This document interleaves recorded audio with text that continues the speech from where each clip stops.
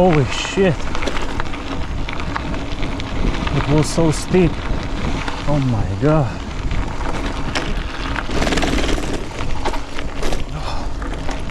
Wow.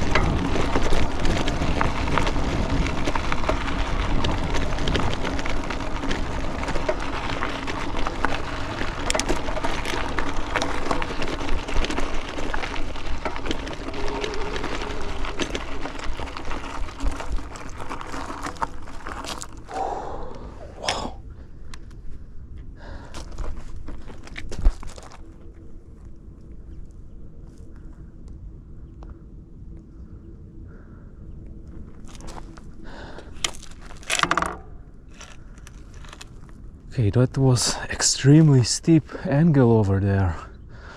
Wow, I was a little skeptic for a second that I will lose traction, and it's just crazy steep and you don't want to push the brake too far to lock the wheels, so it was really sketchy. It was extremely steep. I don't know how it looks like on the GoPro, but wow. But I made it. This is like probably my second time I ride the NCM M7 on off-road gravel type road. This is like easy medium type of terrain. I try not to go on harsh terrain with these bikes. It's really an impressive bike. It has a lot of torque and it can handle steep angles, but it's not an extreme off-road bike, because first of all it doesn't have middle section suspension, so it's you can really feel the lack of the middle section suspension, although it doesn't really mean that the bike can handle rough terrain. It definitely can, but you will feel the bumps much more than an e-bike that will have full suspension. But they are cost 2 or 3 times more than this bike that cost me much less. And it has a great battery life. I made 91 kilometers on my first battery charge. Official statement says that you can go up to 150 kilometers. I don't know, I'm really skeptical about this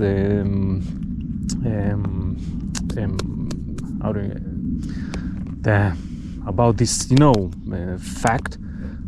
fact, about this info.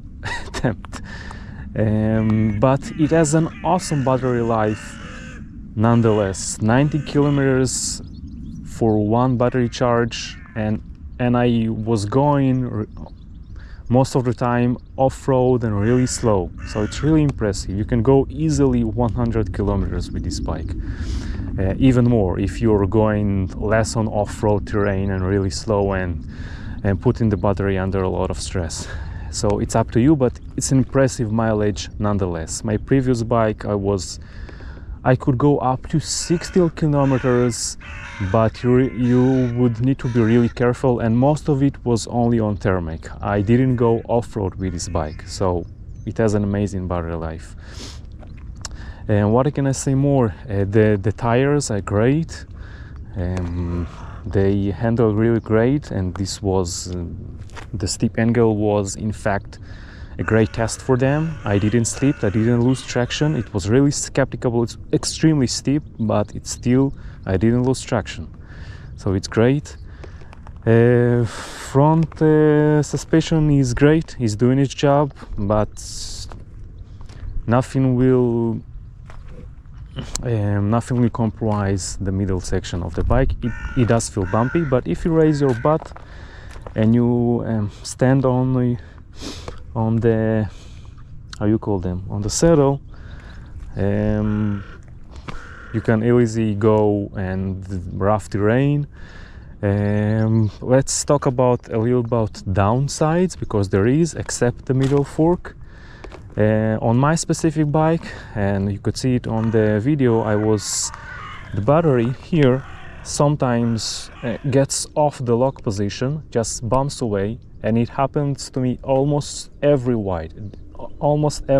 This ride it didn't happen yet, but after I go over bumps, I always tend to check that it doesn't jump off. Luckily, when it jumps off, it stays in position, but it's really dangerous because when it jumps off lock position, it can just took off if you jump a serious, like if you're jumping or going on rough terrain. It's quite dangerous and it's not appealing, and I always try to push it as hard as I can. This ride, although the bumpy terrain, it didn't happen, and so I'm glad about it. Let's turn it off. So yeah, that's like something, I don't know, maybe wrong with the lock, but so far in this ride, I think it was quite bumpy ride, it didn't happen. So I don't know what's the issue. I learned that I need to take a good look of the battery during my ride, especially after bumps. So that's one minus. At least on my bike, probably just something wrong with the bike. And one more that happened recently, and I learned to understand what's the issue, is when you push the brakes, at some point it will how you call it, disconnect the engine for giving power as it should. But there's on my left brake, which is the front brake, there's some kind of connection issue or sensitivity that eliminates the power after I use the brake at certain point.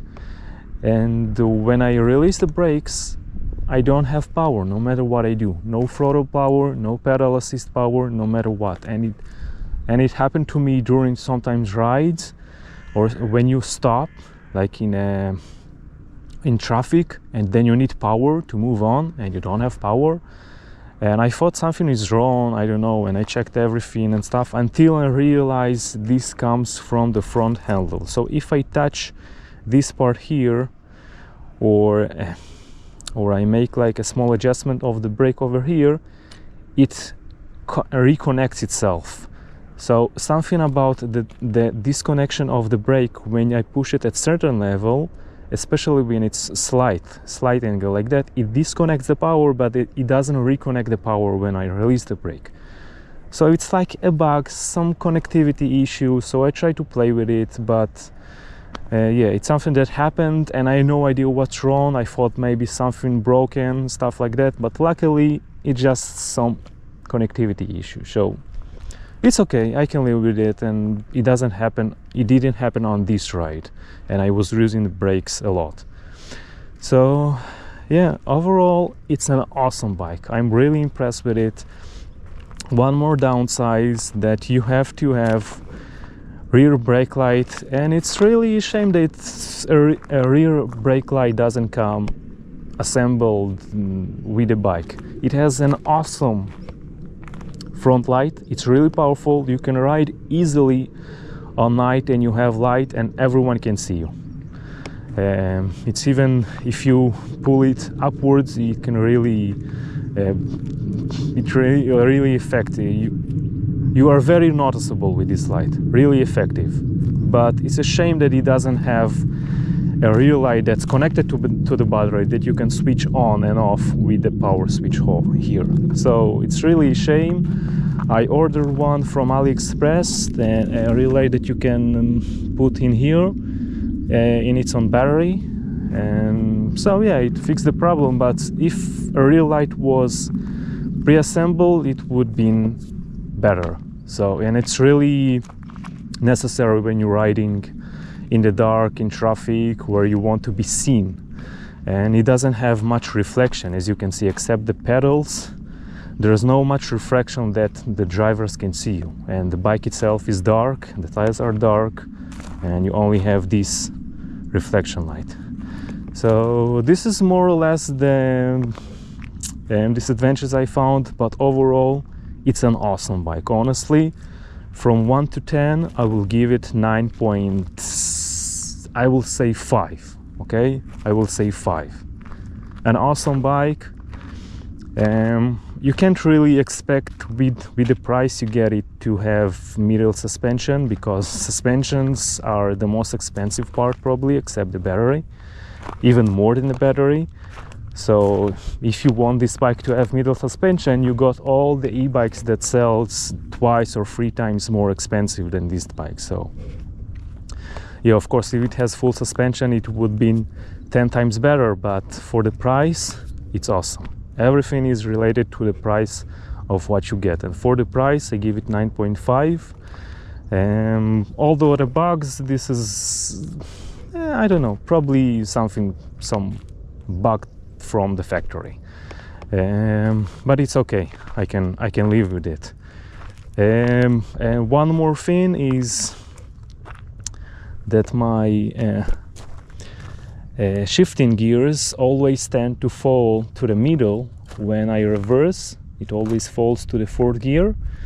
So whatever I'm going in reverse or putting that back in my garage, I need to put in 4th gear to avoid the unnecessary chain drop to 4th gear, usually in the middle, because the 4th gear is what's lined up with the front chain over here, and the chain is in the right place. I mean, it shifts perfectly from 1st to last to 8th gear and so on, and back forth. But when you reverse, when you spin the pedals in reverse, it tends to fall down. I didn't have that on my previous bike. I guess it's a problem with the Shimano gears, and it's not related really to the bike itself. I can live with it, but it's something that can be annoying, especially when you're riding slow and you're on 1st, 2nd or 3rd gear and you stop. I don't know, you stop for a reason, okay, and you put your feet on the ground and you want to readjust your pedal, and even with just half a turn or 180 degree, it can fall down to a higher gear, and it can be really annoying because you will have harder time to spin the pedals when you expect to be on 1st gear, but it downshift to 3rd. So it's a little bit annoying, and maybe it can be fixed with more adjustments. I don't know.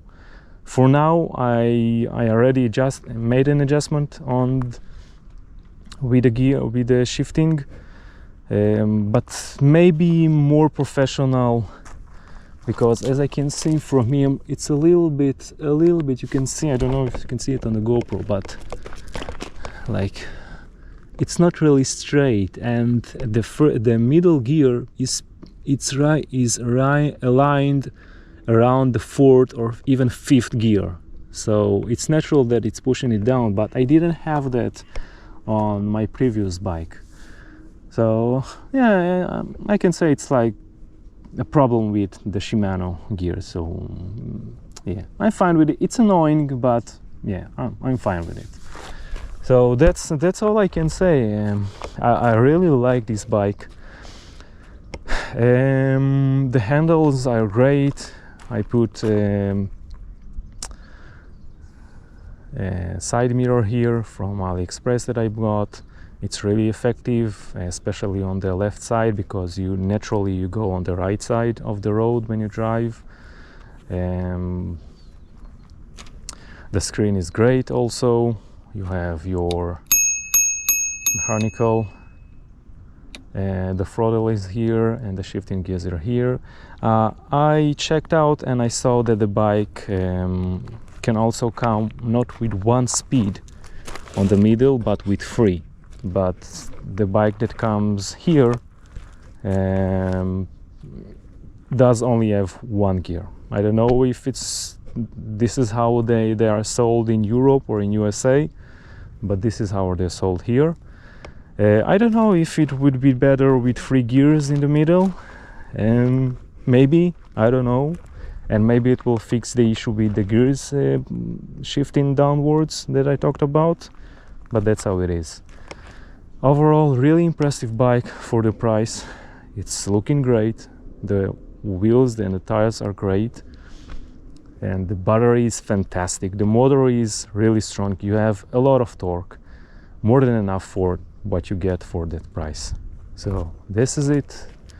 I hope you enjoyed. Thank you.